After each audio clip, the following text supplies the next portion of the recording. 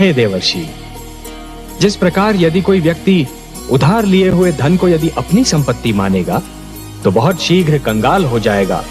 यही तो विधि का विधान है महादेवी। जो दूसरे को दुख देकर हंसता है, होनी उसे दुख देकर 100 बार रुलाती है। इसलिए दूसरों को दुख देने से पहले इतना अवश्य सोच लेना चाहिए कि यदि इसी दुख का वज्र अपने सिर पर गिरे तो क्या होगा। महादेवी, जिस प्रकार बिच्छू को यह ज्ञान नहीं होता कि उसका डंक केवल किसी और को नहीं स्वयं उसे भी चुभ सकता है, उसी प्रकार एक दुष्कर्मी को भी यह ज्ञान नहीं होता कि उसका दुष्कर्म स्वयं उसे भी हानि पहुंचा सकता है। महादेवी, मानव का जीवन शांत और सुखी बनाने के लिए ईश्वर ने उसके मार्ग में सहस्रों दीप जलाए हैं। उसके पास वेद, शास्त्र और अनेक अनेक धर्म ग्रंथ भेजे हैं जिनमें जीवन के सिद्धांतों का वर्णन किया है, जीवन की सीमाओं की परिभाषा लिखी हुई है। महादेवी, जब कोई राजा या कोई सत्ताधारी वर्ग इस भ्रम में पड़ जाता है कि वो केवल एक राजा है, एक स्वामी है, और ये भूल जाता है कि वह प्रजा का सेवक है, प्रजा का रखवाला है, जब सत्ताधारी वर्ग सिद्धांतों को प्रतिबंध समझकर और सीमाओं को रोक समझकर उन्हें तोड़ने का प्रयास करता है तो वो निरंकुश बनने लगता है, और तभी सारी उलझनें उत्पन्न होती है।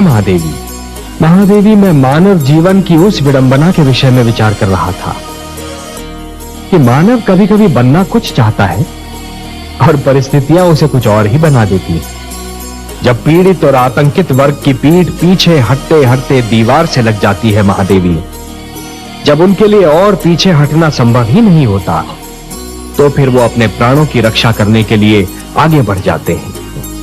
क्या आपका संकेत रेणुका पुत्र राम की ओर है? हाँ महादेवी, देखिए ना, मेरे इस अंश ने प्रथम बार पूर्ण मानव के रूप में जन्म लिया, और वो भी एक विद्वान, एक गुरु, एक आचार्य के घर में, एक सुशील नारी की गोद में जन्म लिया।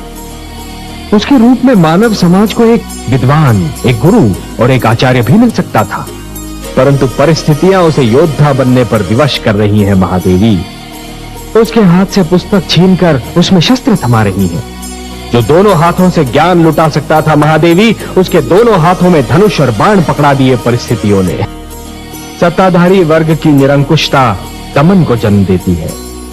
दमन उत्पात का कारण बनता है, उत्पात अराजकता उत्पन्न करता है, और फिर अराजकता विद्रोह का रूप धारण कर लेती है। महादेवी, सारा संसार मुझे पालनहार के रूप में जानता है। तो ऐसा हुआ महादेवी, जैसे श्रावण की घनघोर घटा वर्षा के स्थान पर सूरज की तपती किरणें लुटाने लगे।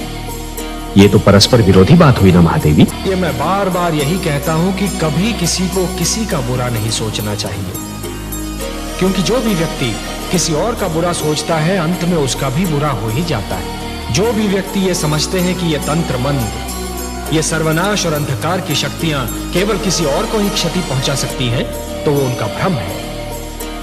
सत्य तो ये है महादेवी कि जो ईश्वर के सच्चे भक्त होते हैं, जो स्वयं ईश्वर पर संपूर्ण विश्वास करते हैं, ये तंत्र मंत्र की शक्तियां उनका बाल भी नहीं बांका कर सकती। इस प्रकार द्वेष और घृणा का मारा व्यक्ति पड़ोसी के घर को जलते हुए देख ये भूल जाता है कि उसी अग्नि की लपटें स्वयं उसका घर भी जला सकती हैं।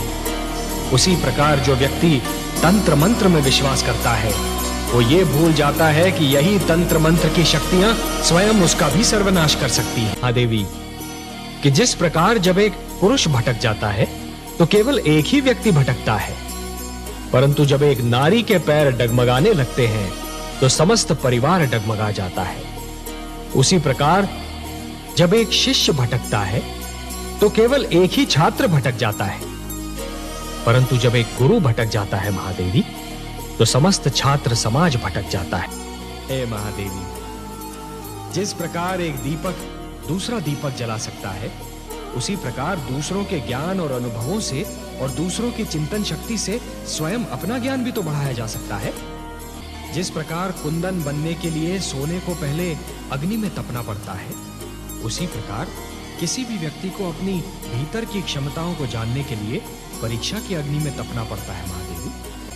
महादेवी, जिस प्रकार एक कृषक लहराते हुए खेत को देखकर प्रसन्न तो हो जाता है, परंतु उसके मन में एक आशंका रहती है कि क्या अगले वर्ष भी खेती यूं ही लहराएगी या सूखी रह जाएगी। मेरे मन में भी यही आशंका है महादेवी। समाज जब तक हिंसा से घृणा करने का गुण उत्पन्न नहीं करता, तब तक वो किसी न किसी रूप में हिंसा का प्रयोग करता रहेगा। कभी राज्य के नाम पर, कभी युद्ध के नाम पर, कभी अधिकार के नाम पर और यदि कुछ भी नहीं तो आखेट के नाम पर। महादेवी, जिस दिन मानवीय मन से स्वार्थ नाम का रोग निकल जाएगा ना, उस दिन हिंसा भी समाप्त हो जाएगी।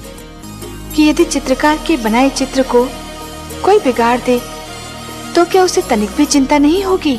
यदि कोई चित्रकार अपना चित्र किसी को उपहार में दे दे तो उस चित्र को संभालना उपहार पाने वाले का कर्तव्य है। जो हो रहा है, हो सकता है वो वही हो जो स्वयं विधाता ने लिखा हो और अपना लिखा तो स्वयं विधाता भी नहीं मिटा सकते ना।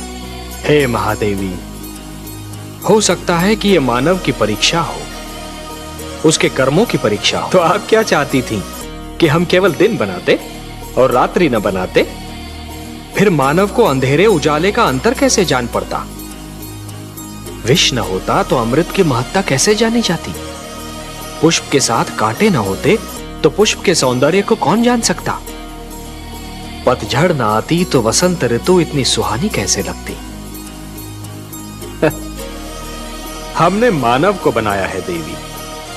मानव इतिहास को बनाने का कार्य हमने अपने हाथों में नहीं रखा, वो तो उसी पर छोड़ दिया है। अभी तो उसे अपनी शक्ति का आभास हुआ है, इसी से उसे न्याय अन्याय, सत्य असत्य, धर्म अधर्म और पाप और पुण्य की जानकारी भी होगी।